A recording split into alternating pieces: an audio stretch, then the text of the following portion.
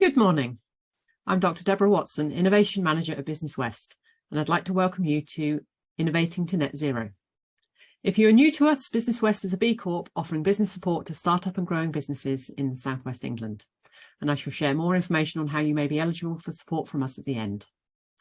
This month, leading up to Net Zero Week in July, this series looks at the key challenges and opportunities that innovative businesses are facing on their road to net zero. Looking at the needs of innovative companies, we cover strategy, legal requirements, sustainable finance, and communicating your net zero message to your workforce and customers. Innovating to net zero is about how you can have green, responsible growth for your innovative business.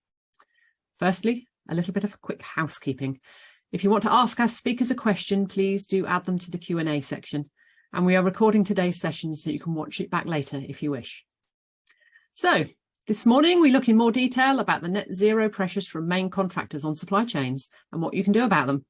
Today, we welcome Catherine Simpson, Bid Manager and Business Development at Business West, whom we shall hear from later. And we are also welcoming back Aisha Stewart, Net Zero Business Advisor at Business West. Good morning, Aisha. Morning. Good morning.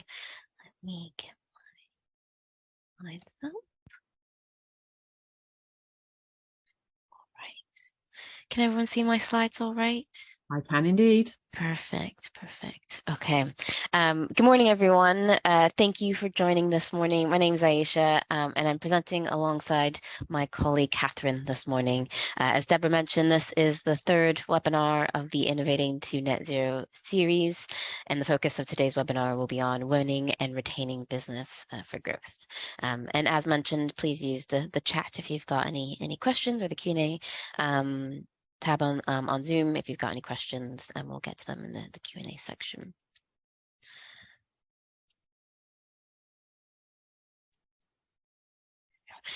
So here's just some of the topics that we'll be covering this morning. So we'll be looking at the benefits for businesses taking action. This is something I've covered kind of in the previous webinars, but I'll highlight it again today. The importance of having a carbon reduction plan, and then I'll pass over to Catherine, who will be talking about writing bids in particular, as well as kind of the opportunity for accessing new markets as well. I do just want to quickly share a little bit of information about Business West. So as one of the largest chambers of commerce in the UK, Business West works with over 20,000 businesses with the aim of making the Southwest the best place to live and work. We were the first chamber of commerce to become carbon neutral, and we're aiming to be net zero by 2030. Additionally, we became a B Corp in 2021, which is a designation for businesses that demonstrate a high social and environmental performance. But as an organization that works with a range of businesses across the region, developing resources and webinars such as these ones here today to help businesses on their sustainability journey, we really want to ensure that we're leading by example. We're very much on our carbon reduction journey and continually looking for opportunities to reduce our carbon footprint. Additionally, we're involved in some leadership boards within the region, and that provides an opportunity to be a voice for our members and other businesses within the region in decision making. So far, through our workshops, we've helped over 70 businesses, predominantly SMEs within the region, all get started on their carbon reduction journey. I do quickly want to highlight some of the support that we've got available through Business West to support businesses on their carbon reduction journey. So our Training to Net Zero offer consists of various different elements, one of which being our Aiming to Net Zero workshops, which aim to provide businesses with the foundational knowledge to help make progress on their carbon reduction journey. We've recently expanded our catalog of workshops to help really diversify the opportunities for businesses to further develop their knowledge and their skill set when taking steps to reduce their carbon footprint. Additionally, we offer our Lunch and Learn webinars, which focus on different topics relating to net zero and invite speakers and businesses to share an opportunity and share best practice. Some of the previous topics have included electric vehicles, offsetting, or greening your supply chain. And our next one will be taking place September 28th, so after the summer kind of period, and we'll be focusing on digital sustainability. So please feel free to sign up. The event is free and open to anyone, and it's an opportunity to ask questions to businesses that are kind of at the forefront of digital sustainability. And as part of our net zero offer at the moment, we have funding available to support SMEs with up to 12 hours of support on their carbon reduction journey. Thanks to some funding from Somerset Energy Innovation Center, businesses get some up to 12 hours of support, which includes our workshops, any of our one-to-one support, and any of our lunch and learn events as well. So if you are interested, please do get in touch after today's webinar, and we can provide some information about that funding. And I do also want to highlight that if you are an innovative business, you can also contact our Innovate UK Edge colleagues. So as I mentioned, please do get in touch after today's webinar. We'll have an email up on the screen, and we can direct you to the most appropriate team within Business West to help you support your request. That's enough of my shameless plug on the support that I provide. But I do these are some slides that I've highlighted in some of the previous webinars, but it's really try to reemphasize the importance and the benefits that come from taking action on climate. So this is probably one of the more common ones, but it's around kind of the opportunities for efficiencies and financial savings. So with the implementation of energy efficiency improvements, from additional insulation to more energy efficient equipment, there's likely to result in some financial savings on your heating or electricity bills. Additionally, this is the opportunity to be seen as taking the lead and really strengthen your reputation. And rather than waiting for kind of any potential regulation or legal requirements to come in effect, you are taking the stand and taking that lead on doing some stuff around carbon reductions within your business. And also, it's really about meeting that growing customer expectation.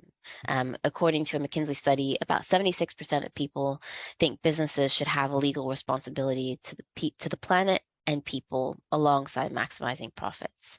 As more individuals are looking to reduce their environmental impact, there's increasing pressure on businesses to be providing more sustainable options, as well as taking a stand on reducing their own environmental impacts as part of the wider contributor to the problem. So if we're not there already, I think we're almost at the point where it's not okay to be taking any action. Additionally, some other benefits are around kind of linkages with other business initiatives. So by acting now and taking time to look at your carbon reduction and carbon emissions, it really opens up the opportunity to consider other business initiatives, such as the Sustainable Development Goals or B Corp, which has definitely increased in interest and popularity in the last few years. Additionally, employees are seeking proactive employers. Increasingly, more people want to work for organizations that are doing great things and align with their own personal values. According to a McKinsey study, 70% of employees now demand purposeful work. These purpose-driven employees are 6 times more likely to stay at a company.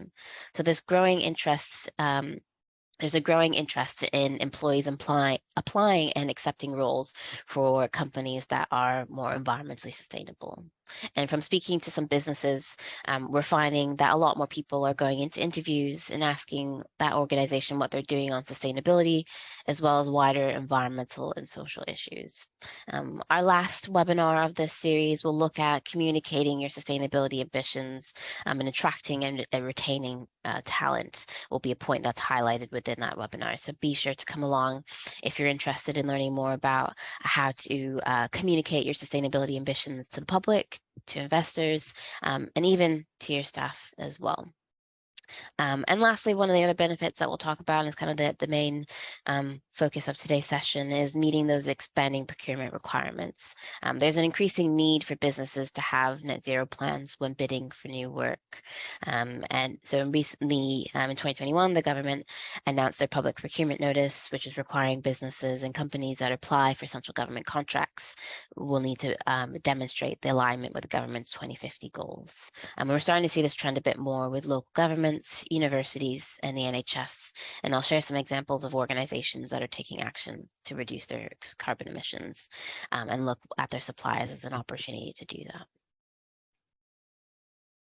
All right. So more and more businesses have a better understanding of their operational emissions and what steps they can be taken to reduce the emissions associated with their vehicle usage or their electricity or fuels that they use on site. But more businesses are creating carbon reduction targets that span across all three of the greenhouse gas scopes, and they're looking at their suppliers for opportunities for reductions. So to better understand how this is all linked, I'm going to very quickly highlight the Greenhouse Gas Protocol. The Greenhouse Gas Protocol is the method to recognize, that's the recognized method to account for carbon emissions. The protocol breaks down emissions into various different scopes, where we've got 1, 2, and scope 3, which breaks down it further into upstream and downstream emissions. Just a bit of a recap. So scope 1 emissions are emissions from direct sources from owned or controlled sources on your site. So that could be from the combustion of fuels for the generation of electricity, heat, or steam from boilers, or it could be from your company vehicles, whether that's HGVs, cars, or buses. And then we've got scope 2 emissions, which are indirect emissions from the generation of purchased energy that's consumed by your business. These carbon emissions aren't emitted on your business property, but are associated with how the electricity has been generated, whether that is potentially through a renewable source or potentially through a more fossil fuel based source. So scope 1 and 2 are kind of those operational emissions that I mentioned. And then we have scope 3. This is the area that has definitely increased in conversation in the last few years as more businesses are looking beyond themselves and the operational emissions and looking more at their supply chain and the products and the services that they're using. Every business will have scope 3 emissions as we have suppliers and we have customers. And these are the results of emissions from assets that we don't have control or own. Emissions along the value chain often represent the company's biggest greenhouse gas impacts. Research from CDP, or formerly the Carbon Disclosure Project, shows that on average, supply chain emissions are up to 11 times higher than operational emissions. There's a significant challenge with scope 3 emissions as they often can be quite difficult to measure as you're relying upon others and people within your supply chain to provide that data for you. And one thing to highlight, there's quite a few different categories, and I'll highlight a few of them in the next slide. But scope 3 emissions are optional, and there's some discretion in terms of which categories you choose to highlight and focus on within your target as well. Often not, the solutions for tackling scope 3 emissions require innovation. So that could be designing a product that has a lower impact, but also requires collaboration and partnership when working with those within your supply chain or within your sector as well. And as I mentioned, over the last few years, we've seen a lot more organizations, larger organizations in particular, like the NHS and local authorities and universities, put in place procurement guides so that they're procuring goods and services that align with their respective net zero or carbon reduction ambitions. As kind of shown on the previous slide, there are 15 different categories that make up scope 3 emissions. So when developing your scope 3 footprint, you have some discretion in terms of which categories you wish to include, as some might not be relevant to you as an organization, and some may take some time as you might not have that data readily available for you, as it's a bit trickier, as I mentioned, you're relying upon your contractors to provide this information to you. Without going through all of these categories, because we might be here potentially all day, I'll highlight one that I think is probably quite heavily linked with some suppliers, which is around purchased goods and services. So this category accounts for the emissions from the production of products that are purchased by the reporting company. So as an attempt to have reductions in this area, companies will look to potentially switch to suppliers that provide less carbon intensive goods and services, or potentially work with their suppliers to identify opportunities for reductions. As I mentioned, I don't have time to go through all these today, but if you're interested, we do run a workshop here at Business West that looks entirely at Scope 3 emissions. So if you are interested in learning a bit more about this, please do get in touch with us after today's session. But if you are a business that is looking more at your Scope 3 emissions, my recommendation is to start small. Start with the ones that might be easier to get the data on, and then add more categories as time goes on, and you are able to work more closely with your suppliers to get that additional information. And then I'm going to quickly just highlight some examples of businesses that are taking action within this space and reducing their Scope 3 emissions. So the NHS is probably one of the larger organizations who are using their purchasing power to really influence change within their supply chain. They've got two targets in place. One is to reach net zero by 2040 for what they're calling their NHS carbon footprint, which includes Scope 1 and 2 and some particular categories, some certain categories within Scope 3, which they have a bit more control over. And then their second category is to reach net zero by 2050 for their NHS carbon footprint plus. So that includes things that they don't have control over but can influence. So this includes food and catering, medical devices, staff commuting, IT, and more. The NHS uses products from more than 80,000 suppliers, encompassing medical equipment, food, business, and office goods.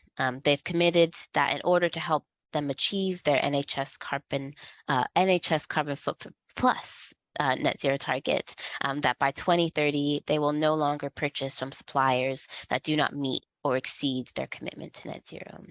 But they're keen to not leave their suppliers in the dry and are really working actively to identify opportunities for innovation where possible, and where there are decarbonization opportunities for their suppliers within the process as well. This is just one example of a large organization that's using their influence to really encourage change with other businesses, often which are SMEs. And then Hewlett-Packard is another example. They are working with CDP, or Carbon Disclosure Project, to address some of their challenges within their supply chain. For them, their biggest area of focus is the energy performance of their product, which is also included as a category within Scope 3. The company is aiming to improve this with the aim that by 2025, it can improve the energy performance by 30 times when compared to 2015 levels. They've also set a target that's clearly stated that by 2025, 80% of their manufacturing spend will go to suppliers that have a science-based target in place. So this really creates that long-term commercial investment for suppliers to set their own targets. And then this again is really just highlighting another organization that's using their purchasing power to really influence change with other companies that they work with. And hopefully this is slowly starting to trickle down the supply chain. And then lastly, just want to quickly highlight the importance of having a carbon reduction plan.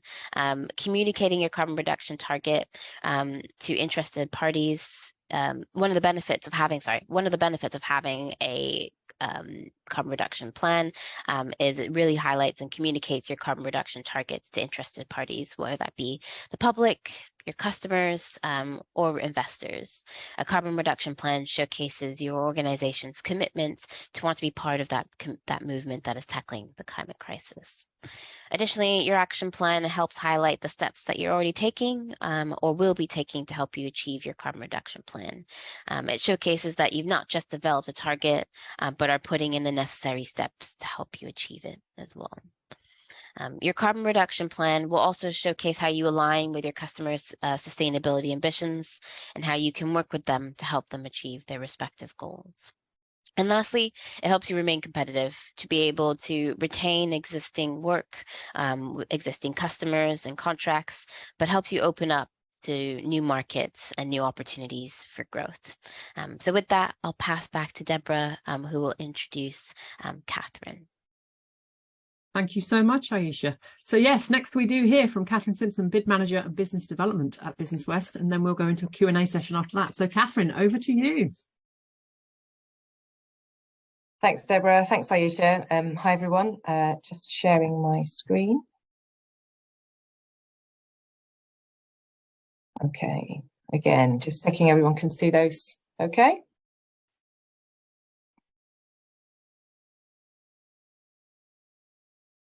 Great.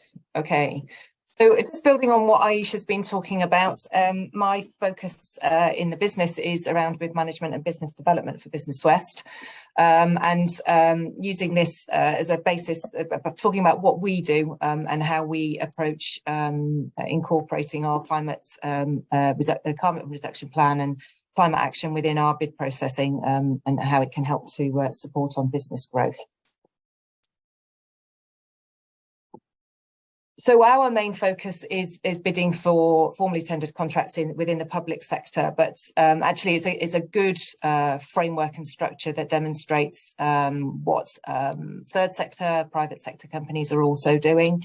As Aisha gave those examples of BT and the NHS and Hewlett Packard, there are a number of very large corporations who are obviously leading by example themselves on what they're doing with regards to looking at their Scope 3 requirements, and supporting their supply chains, not just sort of focusing on, but supporting their supply chains on helping with carbon reduction. What this actually means in practice, Aisha mentioned the procurement note 621 that came into effect in 2021.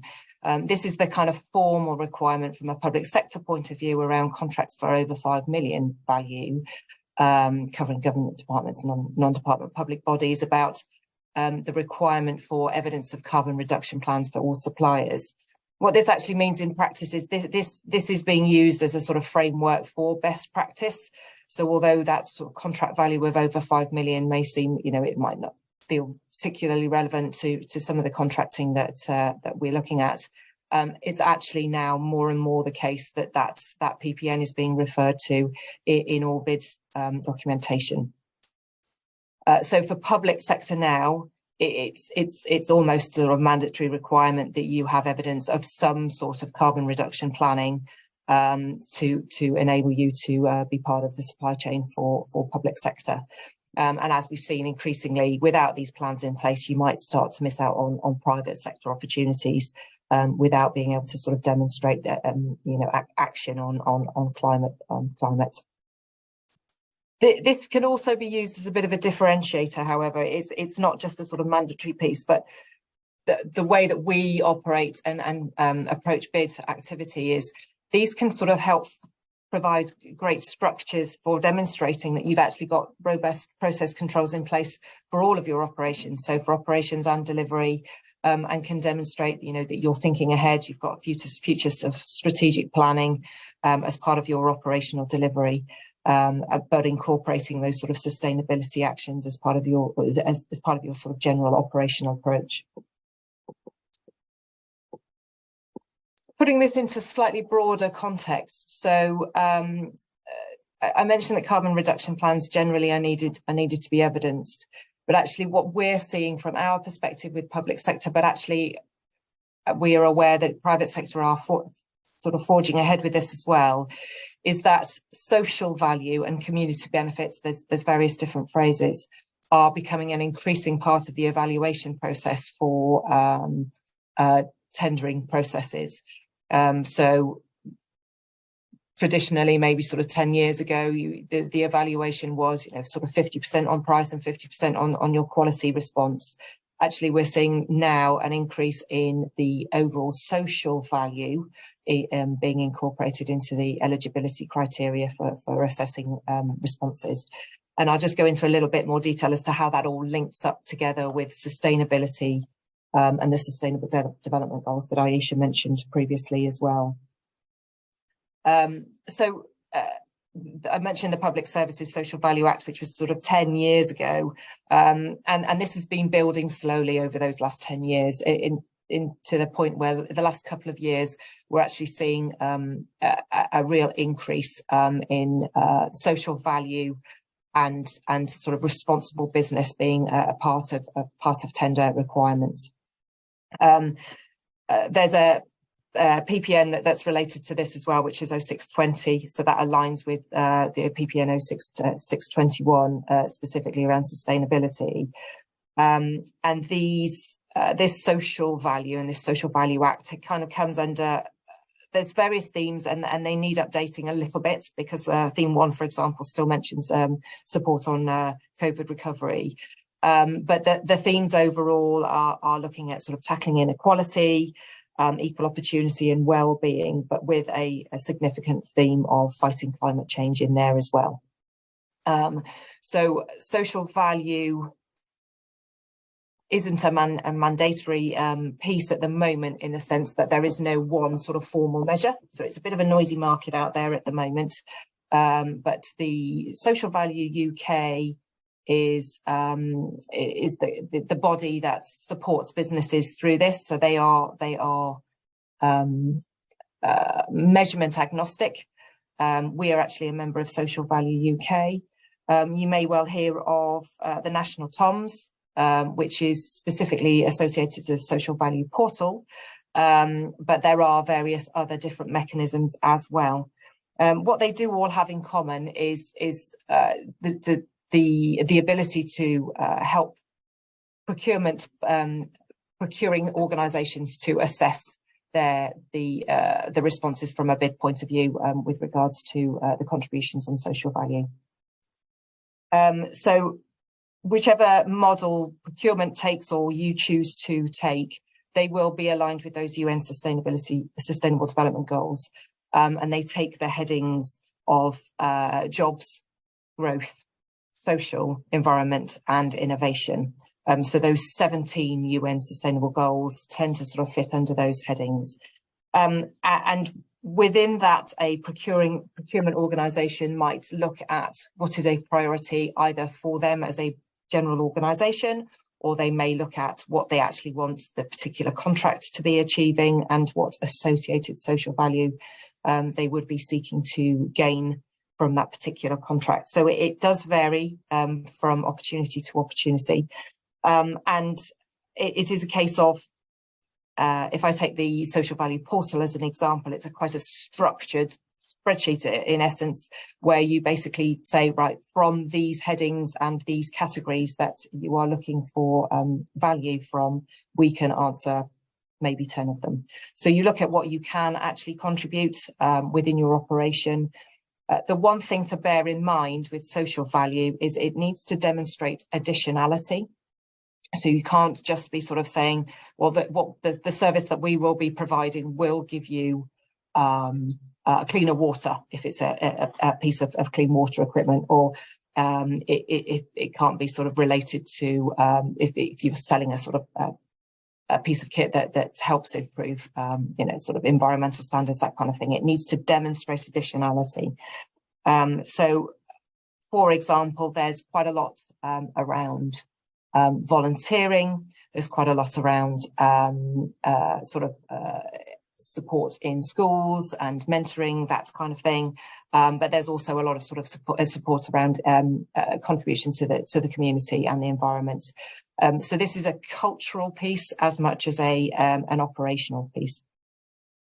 So as that sounds, there's quite a lot of overlap between the social value piece, specifically a carbon reduction plan, and anything that you're looking at with around sort of B Corp certification.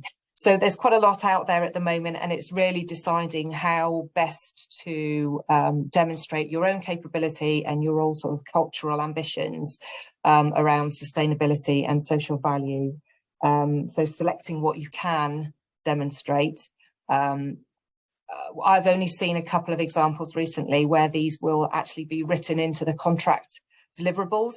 So some of it will be evidence and demonstration that you are adhering to what you said you were going to commit to into your benefits plan, but sometimes they will be contractual requirements. So it's just a case of being able to sort of answer as per what you're capable of delivering. Just thought I'd give a couple of examples of how this is looking when it comes to sort of evaluation of ITTs. So these are some examples that we've seen recently.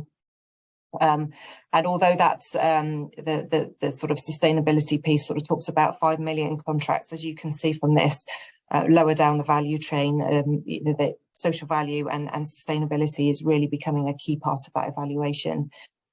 So generally now, the recommendation is that you have at least 5% part of your evaluation criteria is social value. but a couple of recent ones we've seen 10% social value score. So South West seems to be quite a regional leader in this respect. We seem to be sort of very keen on leading by example. There are the devolved governments as well. Wales and Scotland seem to be very sort of keen on really pushing this. But South West is very good at really sort of practicing what they preach. But just that middle example, I just thought I'd highlight that for a 900,000 tender. This was in Regi City Council. There was a 20% social value evaluation score plus an additional 10% of the quality score for a carbon reduction plan. So it really is quite key to demonstrating and winning, being successful in any of this formal bid process. Talking about what this means for sort of accessing new markets, again, using sort of public sector and central and local government as an example. In my role, I use Contracts Finder on a regular basis. This is the sort of central place. There's Contracts Finder and there's Finder Tender, both on the gov.uk website. So this is a way of finding both sustainability opportunities, but also opportunities that have sustainability as a requirement. So if you, for example, put in a keyword in that search engine there, and you just put sustainability in there, you will see everything from sustainability as an element of software provision right through to facilities management. There are very few opportunities now which don't have a sort of sustainability element associated to them. I would suggest narrowing down that search criteria if that's something that you're interested in, because otherwise you get hundreds and hundreds in there. But there are ways of searching more specifically by region, by code as well. So you can search on that basis. Just to highlight a couple of other sort of opportunities for funding that are around at the moment that you will have heard about. So Shared Prosperity Fund goes to March 25. Which comes under 3 headings, 2 of which will have some sort of sustainability element as well. Particularly the community in place, that tends to be around sort of specifically sustainable mechanisms for enhancing for the local environment. So from transport, infrastructure, green space, that kind of thing. There's quite a lot of opportunity. This will go down to a very granular level, so local town, city councils, even to parish councils, there will be shared prosperity funding available and opportunities available. Particularly around supporting business, that tends to be around how you can support business through their supply chain. So as Aisha was talking about earlier, through their supply chain, to build on a sort of sustainable business for the local region. The third element, just for information, is around people and skills, but coming into that will be sustainable skills as well. So there'll be that is being pushed to the end of that sort of period. So the last year, 24-25 for people and skills, but there's quite a lot of drive for anything from hard skills like sort of refit type skilling right through to carbon reduction planning. And then there are other level up funding opportunities available as well from a public sector. So there's quite a lot out there at the moment. You can search on those funding opportunities as well. So they will be you can use those as your keywords as well to drive your searches to understand what is available at a very local level. And then of course there are the sort of the wider regional and national opportunities as well. Just to say, just feeding back kind of as a last point, just to feed back to what Aisha was saying about opportunities to kind of support on supply chain and scope 3. Bidding with this in mind is a real opportunity to demonstrate your capability and to work collaboratively with those procuring organisations. So bidding is an opportunity to kind of communicate your capability, but really sort of say, we would love to work with you to develop XYZ solution to help drive your sort of sustainability ambitions. Most of these bidding opportunities are really sort of very open to, a lot of these procuring organisations don't necessarily actually know what they need to help sort of deliver on some of their elements of carbon reduction. So getting involved in sort of public sector biddings, real opportunities to kind of shout from the rooftops your capability and sort of stick your hand up and say, we can work collaboratively with you to deliver on your ambitions.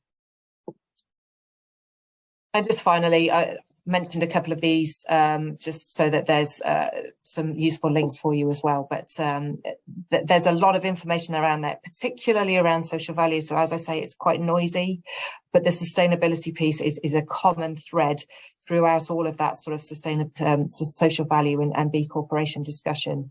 And it is one that is from a procuring point of view is a real lead topic. So it's something that it just demonstrates there's lots of different ways for you to communicate your sustainable capability. And I'll hand back over to Deborah.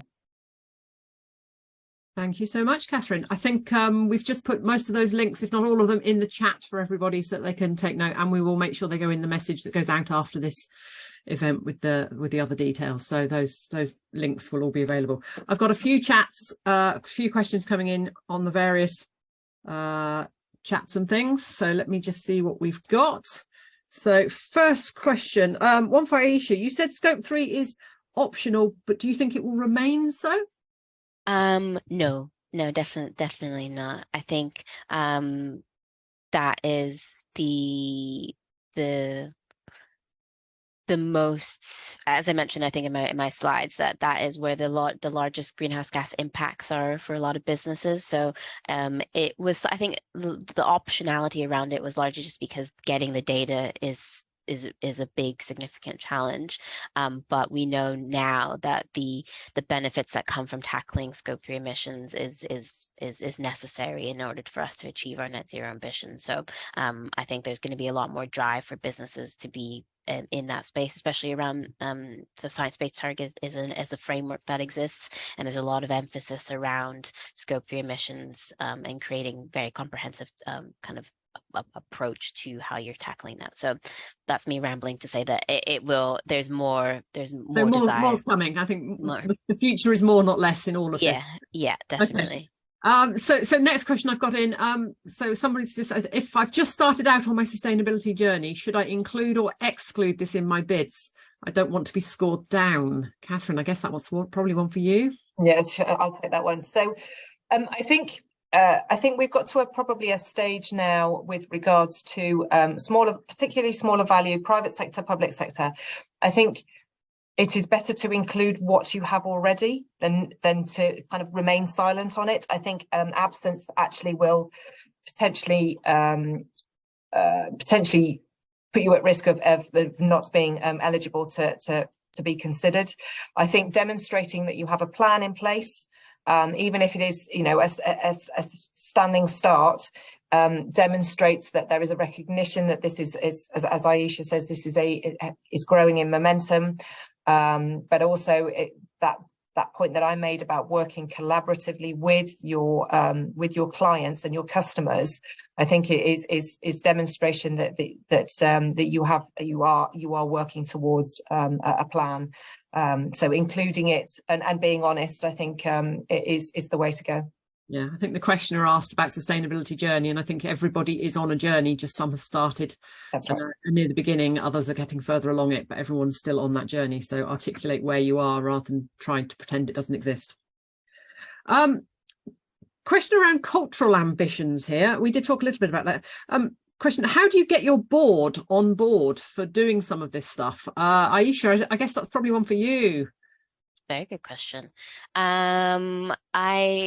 I think you have to talk about it in terms of kind of the benefits that I spoke about earlier, in terms of the commercial benefits in order to be able to access new work in the future. I think it's very much, and I talk about it often, it's very much about future-proofing your business. So it's not so much as a nice thing to do, you've planted some trees, you're out doing a volunteering day. This is very much at the forefront of your business being able to be resilient in a low carbon future. So it's very much about articulating the fact that this is the future, and if you want to remain a competitive business within that space, it's very much about it kind of advocating and showing kind of what you're doing within your carbon reduction space.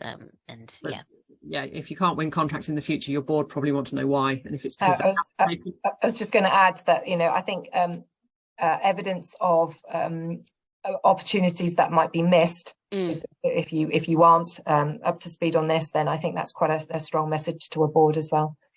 No, that's very true. Next question in, I've got, what is the best way to press potential suppliers on sustainability? So how can you get your supply chain to do better? That's a good question. I'm happy to kind of take lead on that. How to get your supply chain to do better?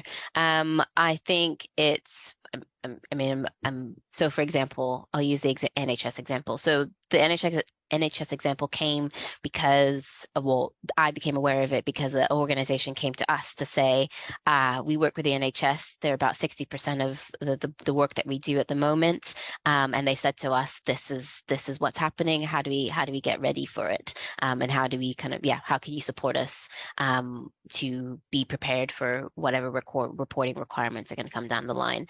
So I think the biggest way to get your suppliers on board is to communicate what your sustainability ambitions are as an organization, and say, you know, if you want to, you know, continue to work with us, this is the data that we'll need from you potentially around the reporting aspect of kind of scope 3 emissions.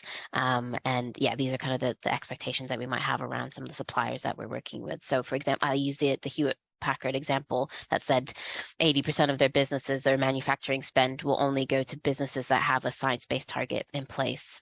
So it's really about creating that framework to understand, if you want businesses to work with you, what are the requirements that they'll kind of need to have in place to do that. So if a science-based target is a compulsory piece, or if it's just a carbon reduction plan, it's just articulating that, I think, is an important piece. So I guess we've got a real drive here from the sort of tier ones, if I can call them that. The sort of big companies out there are really driving this, and government organisations. But I guess if you're an SME, you don't have that purchasing power or that ability to necessarily talk. So I guess the way you do it is literally through your money. You just don't buy if people aren't being green.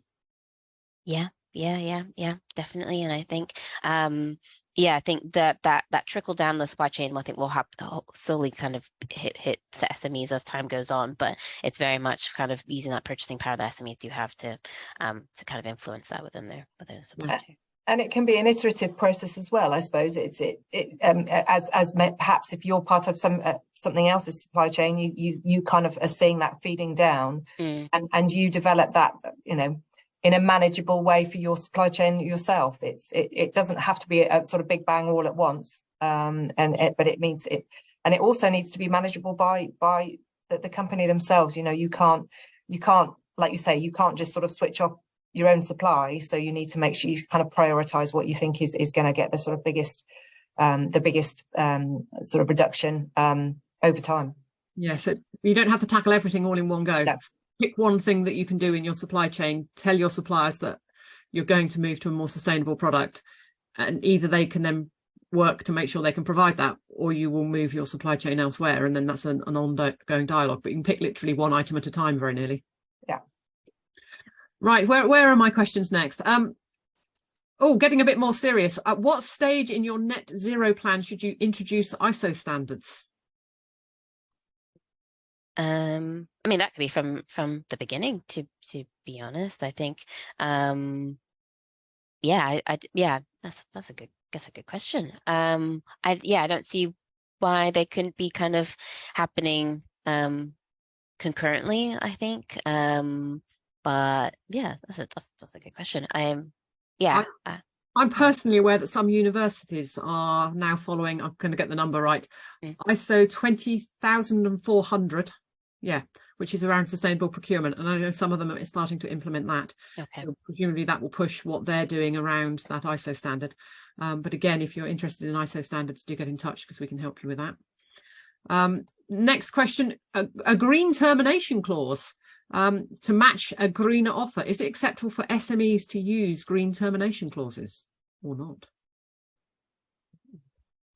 I mean, I haven't seen anything directly on that, but I think so. I mentioned that some of the sort of the broader social value is there have been a small number and an increasing number of incorporations of that as a contractual delivery. So as part of KPIs, for example, so therefore would be associated with termination for non-delivery. So that wasn't specifically around green. But I guess you could wrap it into a sort of a specific delivery around a declared element from a social value point of view. Okay. Quite a long one. Stick with me. The question is at the end, right? This is coming in from an anonymous attendee. Most of what has been described about net zero is about aspirations, goals, and intentions. Without a forensic approach that demonstrates actual quantitative performance against targets, what becomes more important is the use of language and the right terminology when describing a carbon reduction plan. This might work in central and local government, but how does business separate the plethora of greenwashing from actual carbon reduction achievements? I told you there was a question at the end. There was a lot before it. So how does a business separate out the greenwashing from actual carbon reduction achievements? I think the important thing is around data. I mean, I talk about this often, especially to avoid those claims of greenwashing, is having the data to back up some of the claims that you are stating. And I think, yeah, I think the important way to kind of articulate the steps that you are taking is to put together your baseline year, you know, you're comparing your reductions against, and just be able to openly and transparently kind of communicate your reductions year on year. I think that is the best way, and kind of the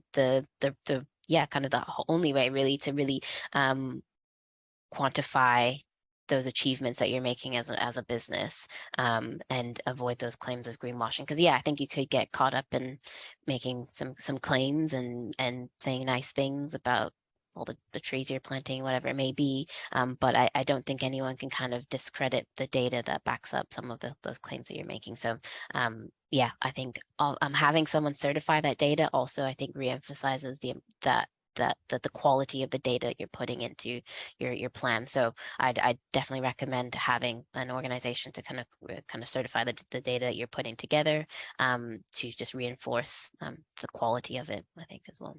Lovely. And I think next week we're talking around communicating your net zero message to your workforce and customers. So we'll do a little bit more around greenwashing and what that means in the next webinar.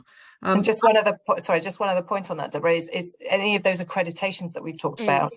So to Aisha's point about, you know, external sort of verification of your carbon reduction plan, but if anybody goes for an accreditation, then those are kind of cyclical, and they get reviewed and audited themselves. So, you know, we talked about ISO standards as well. There are ways and means of using that hard data, and it can be lost as well if you don't demonstrate that you're continuing on your journey. Yeah, lovely. We've had a whole load of questions come in the chat. I think we've pretty much run out of what's come in. So if you've got a last minute question, now is your moment to put it in the chat before we close off today's session. If you are still thinking, come next week and join our webinar next week and ask us a question there. But I think you lose Catherine next week, but Aisha and I will still be with you. So last minute for any chat questions coming in. I will start to close off, but if anyone comes in, I might come back to a final question. So I'm going to say a big thank you to Catherine and Aisha for everything they've done. I think we've mentioned en route through some of the support that is available from Business West. So there is more support. If you do drop us an email, we shall be in touch. There's a Net Zero Business West email on your screen at the moment, and we'd be happy to support you and push you in the right direction for the help you need. As I've mentioned, this event is one of a 4-part series. I think you'll all benefit from watching them all. There's a catch-up QR code now on screen. So this is the 3rd one we've done, and we've got the 4th one to come, which is next Tuesday at 9 AM. And as I said, we're looking at communicating your message, creating a sustainable culture, and the challenges you may face with your recruitment. On that webinar, we'll be hearing from 3 leaders from HR, communications, and creating a responsible business. You can sign up for the final webinar in the series by scanning the QR code at the bottom, signing up for Innovating Net Zero. or for all of this, you can go to businesswest.co.uk/events to sign up. I've just got to do a 2-second chat because I said I'd chat if there was anything that had come in. No, there's no more questions come in, so we're done for the day. So thank you finally to Catherine and Aisha, and for all of you joining us today on the webinar. We hope to see you next week for more Innovating to Net Zero. Have a good morning, everybody.